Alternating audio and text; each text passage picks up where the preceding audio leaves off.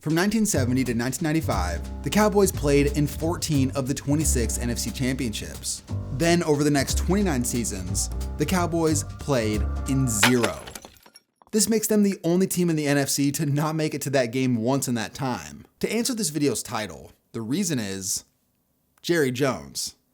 Thanks for watching. In all seriousness, it's a bit more complicated than just Jerry Jones, but at the end of the day, over the last 30 years, he's had a massive role in what's transpired. I don't have time to have a bad time.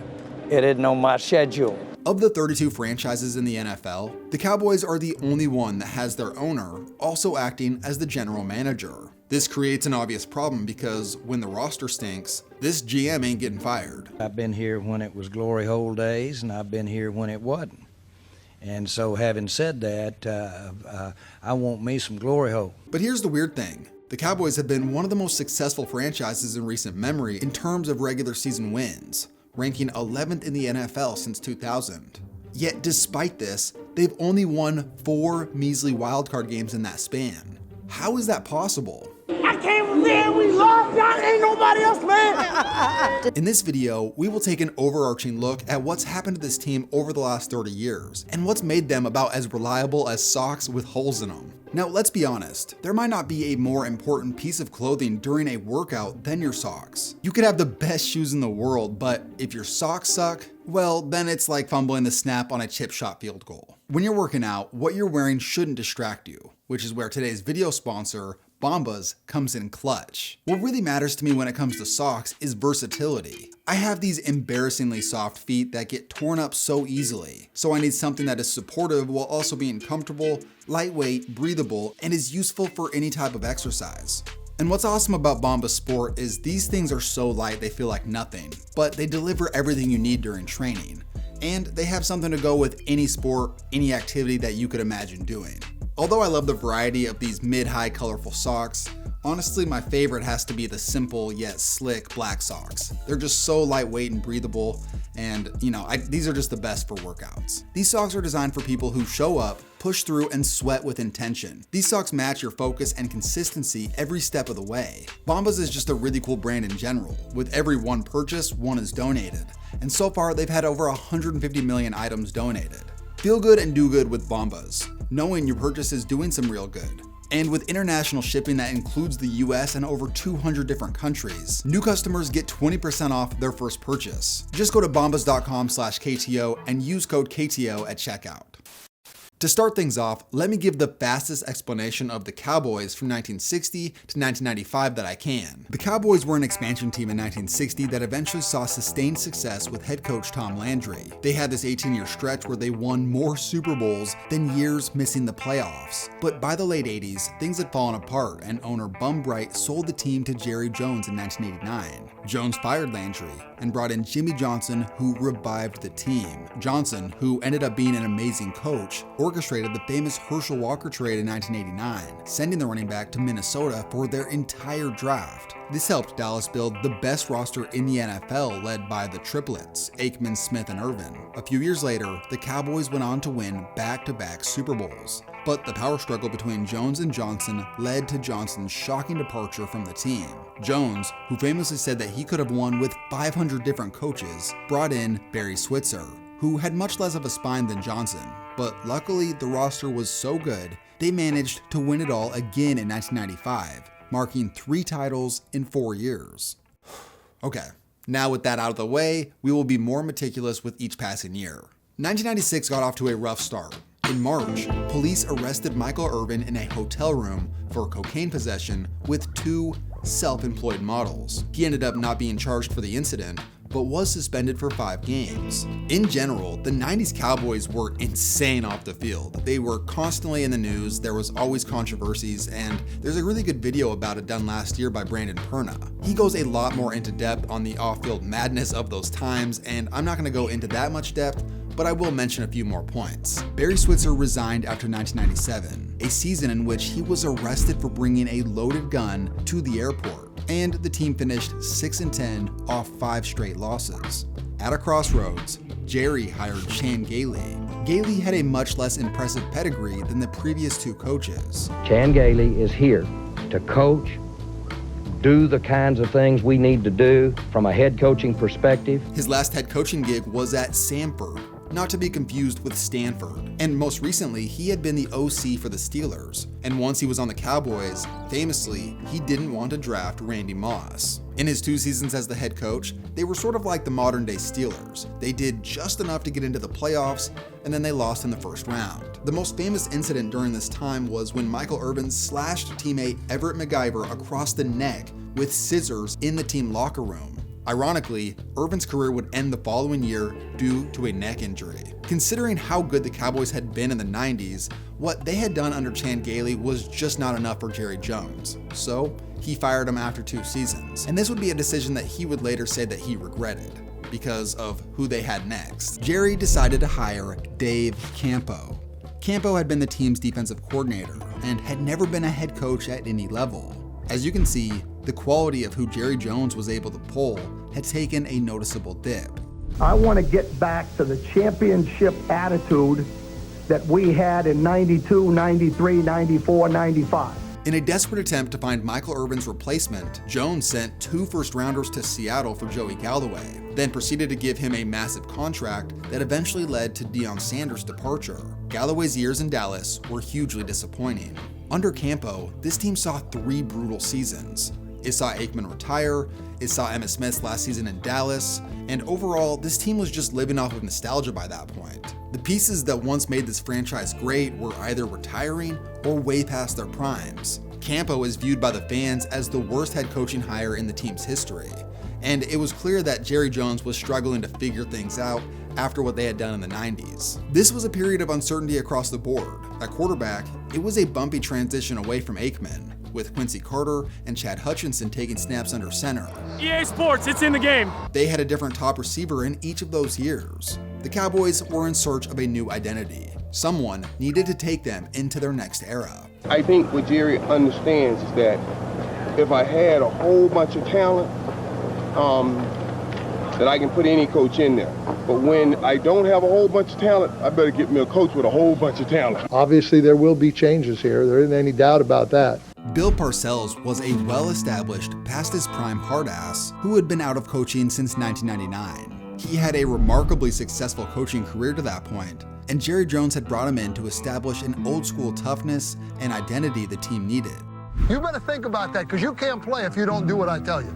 You cannot play if you don't listen to what I'm saying. Here's an excerpt from Wikipedia. Quote, always known for deploying psychological tactics and strategies to get the most from his players, Parcells mandated upon his arrival in 2003 that the Cowboy star placed on the helmet was a privilege reserved for players that had made the team, not a right, and informed all rookies that regardless of their draft position, it was incumbent upon them to earn the star.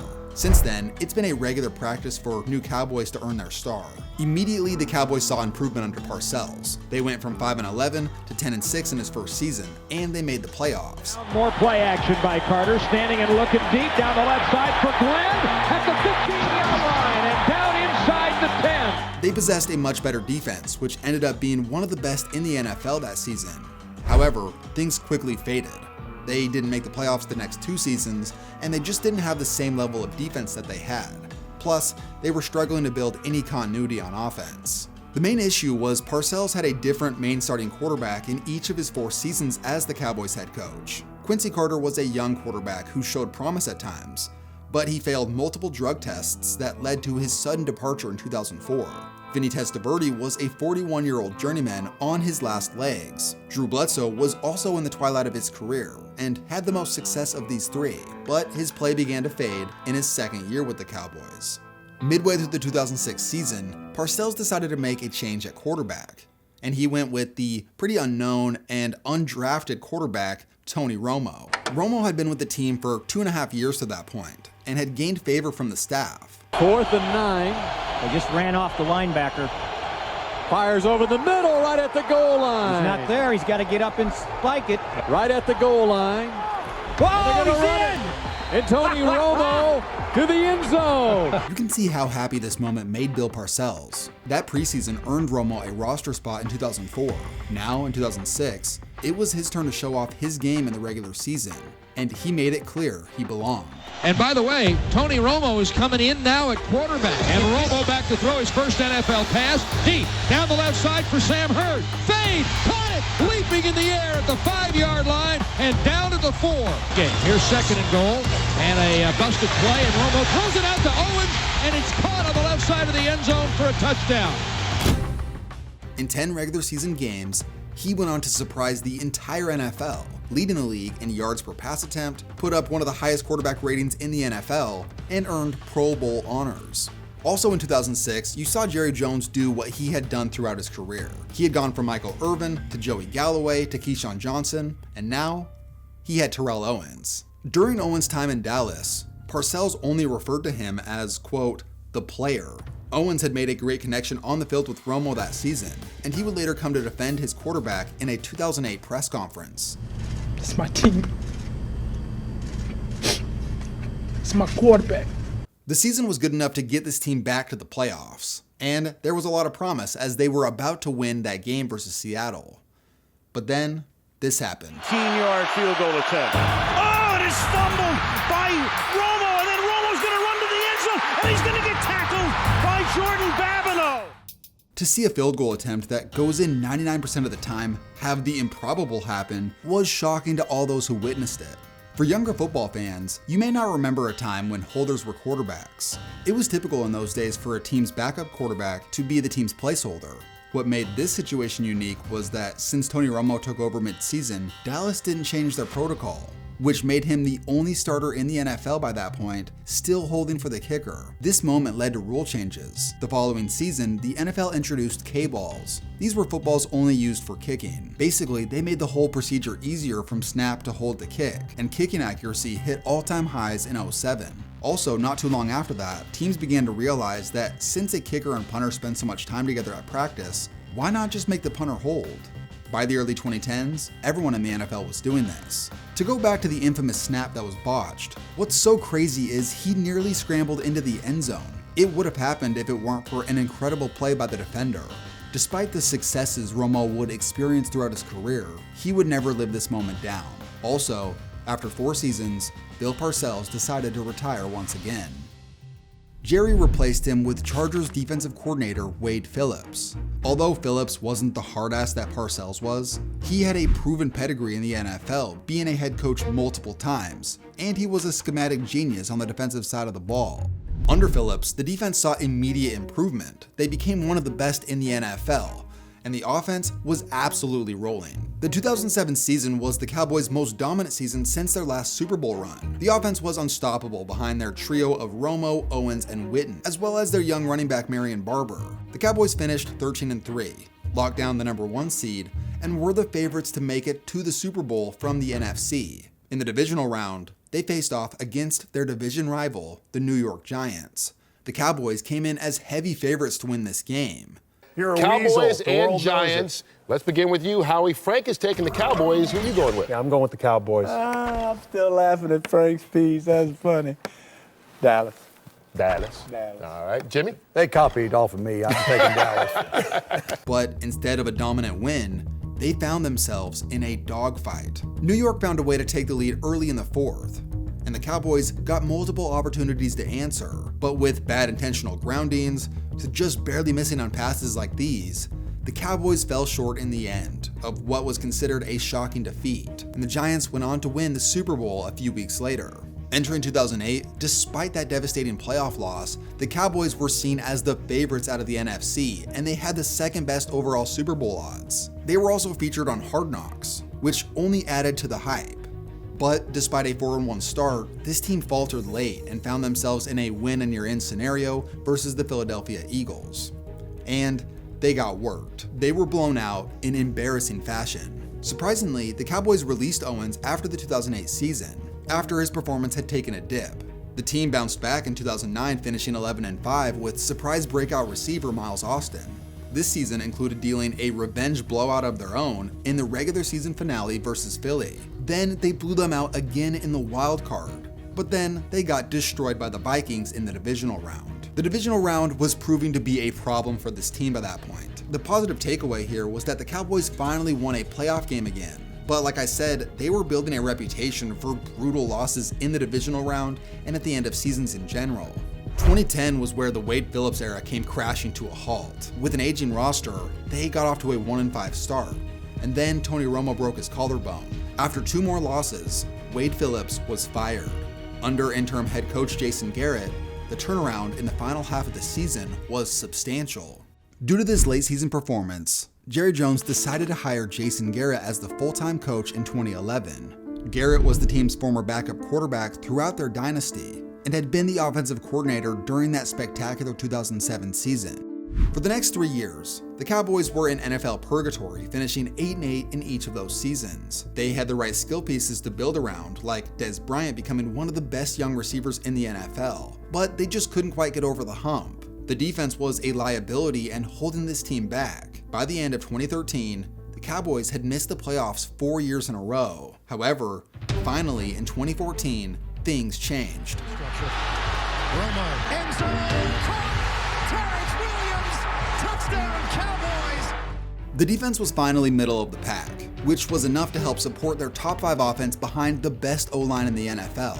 DeMarco Murray had been good prior to 2014, but that year he led the league in rushing yards, and that Cowboys season resembled that incredible 2007 season. But their 12-4 record wasn't enough to earn them either of the top 2 seeds. After an ugly first half versus Detroit in the wild card, the Cowboys overcame the idea of being chokers for the time being, and they pulled off the comeback with a go-ahead touchdown late in the game. The next game was an absolute classic. The Cowboys trailed and needed a touchdown. It was 4th down, so it was now or never. Then this happened. Caught by Dez Bryant! After review, it has been determined that the receiver did not maintain possession of the football. The Packers would run out the clock after this moment. This play eventually led to rule changes, and many fans of other teams admit that this should have been a completion. Well, the hangover from this season was immense because 2015 was terrible. Romo got hurt again, and the season was a painful rotation between the backup quarterbacks on the roster, one of which was Kellen Moore. Despite only starting in 2 games in his NFL career and losing both of them, he is one of just 5 quarterbacks in Cowboys history to pass for over 400 yards in a game. Honestly, that's pretty sick to me. It's just a little fun piece of trivia, but anyways, by 2016, Romo had been the established starter in Dallas for a decade. He had 4 Pro Bowls to his name and was an MVP candidate in 2014. However, he had been injured a lot through his career, and unfortunately, it happened again in 2016. During the preseason, he suffered a fracture in his back, and at the same time, 4th-round rookie Dak Prescott was balling out. Surveyed the field, on target again for a touchdown! Dak did enough in the preseason to give fans hope for the future, and not too long after the regular season began, it was clear Romo wasn't getting his job back. Prescott. Elliott got knocked down. Throws wide open. Jason Witten to win the game. With a rookie Zeke Elliott leading the way and the best O-line in the NFL, Dak complemented this offense tremendously in 2016. He went on to win Rookie of the Year and was even an MVP candidate that season, which is something I talked about all the way back when I first started making videos on this channel. The 2016 Cowboys were the best rendition of the franchise since 2007, and in some ways they were better. Like 2007, they locked up the #1 seed and had high expectations for a Super Bowl run in the playoffs. Once again, they faced off against the Packers in the playoffs, and this was an absolute classic. At first, the Cowboys looked completely overwhelmed, going down 28-13. And after this interception, many thought the game was over.